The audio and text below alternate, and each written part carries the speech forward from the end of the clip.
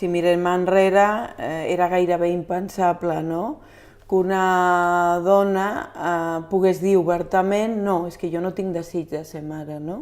I no vull ser-ho. Però això no vol dir que, diguéssim, els paranys s'hagin modificat, diguéssim, en aquest aspecte completament. Els arquetips, com deia abans, continuen persistint. Potser no li llançaran pedres, dit així metafòricament, però pedres físiques, però algunes pedres verbals sí que podran arribar-li. És a dir, el tema no està suficientment superat a nivell social i cultural. O sigui, jo em trobo amb dones que m'ho expliquen, m'ho venen a dir, no? Bueno, és que em sento qüestionada, no és amb el grau d'abans, però encara passa això.